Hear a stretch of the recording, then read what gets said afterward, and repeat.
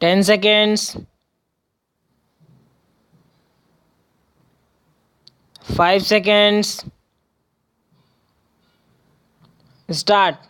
Mr. Deputy Chairman, sir, before beginning my speech on the budget, I would like to associate myself with the other gentlemen without holding any speculation in condemning the incident which was referred to earlier. Everybody here, I'm sure, will join with me that political violence is not the thing to be thought of, and it is very condemnable one, and I associate myself with the views expressed by my other friends on the both sides of the house. So far as the budget is concerned, as the economic survey has indicated, the year 1994-95 was a year of unprecedented economic strains in the history of independent India. Again, sir, if you look at the economic survey, we find that the growth either in industrial or agricultural or export sector has not been a very encouraging one. Sir, the Honorable Finance Minister, while trying to frame the budget, had to consider the economic crisis faced by the country and had to grapple with my conflicts in farming the budget. I should like to say here, to a considerable extent, he has made a commendable effort in order to see that some incentives will be provided both for industrial as well as agricultural growth, which has been rather stagnant for years for in this country.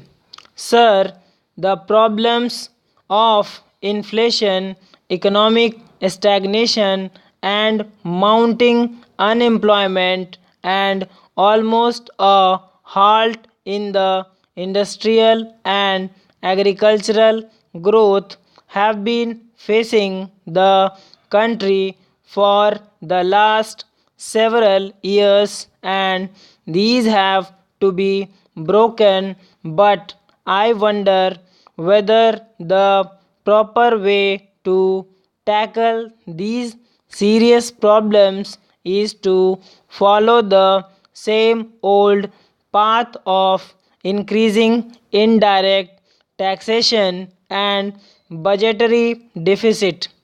If you look at the figures, we find the deficit of rupees 126 crores, which was estimated by the previous finance minister for the year 1994-95, has now revealed itself not to remain at rupees 200 crores, but has actually risen to rupees 600 crores, even though I admit that a substantial part of it is because of food, fertilizers, and oil imports, which in any case had to be done and which may not add to the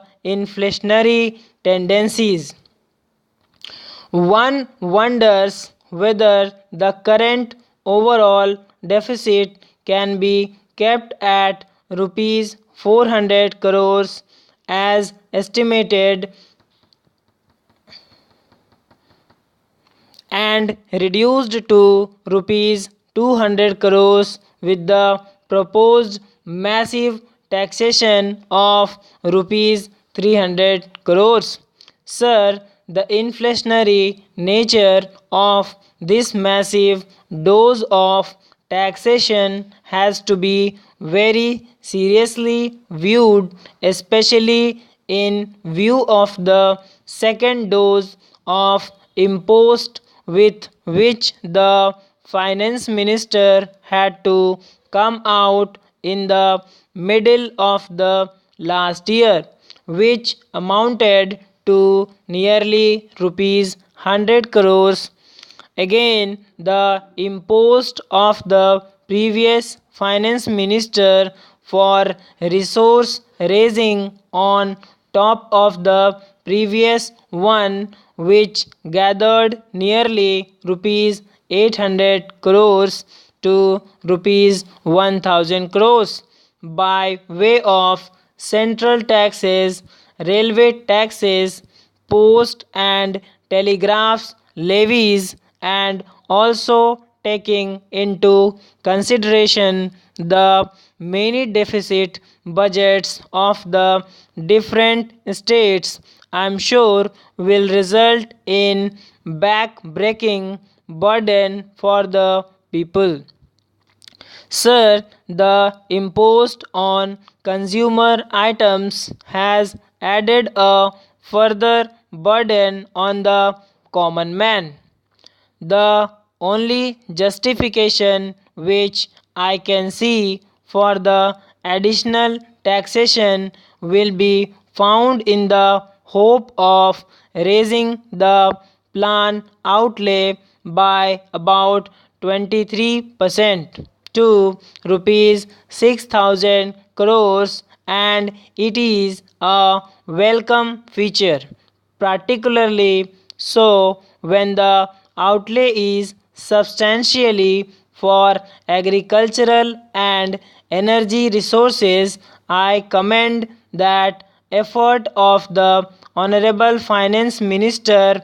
Sir, we find that agriculture and the energy resources have been stagnating for a couple of years, and the investment there has not been a considerable one. So far as agriculture is concerned, I would like to associate myself with the views expressed by my honorable friend who has gone into greater details of the position with regard to agriculture. In a country which has more than 70% of the people living in rural areas, the effort that has been made all these years is not a commendable one. And if you compare it with the development in the urban areas, it has been rather a very neglected one. Sir, even with regard to the organized sector in wages and other amenities, there is always agitation, and they will be in a position to get relief, and we always find that the demand is for linking the wages to the rising cost of living. But what happens in the case of agriculturist? As a man living in a rural area, he has no hope.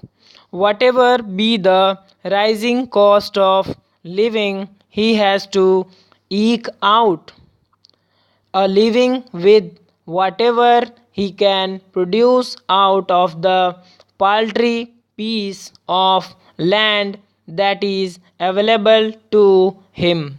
I am not against the ceiling on land holdings or new land reforms which have been brought in. Thank you for watching the video. Do like and subscribe.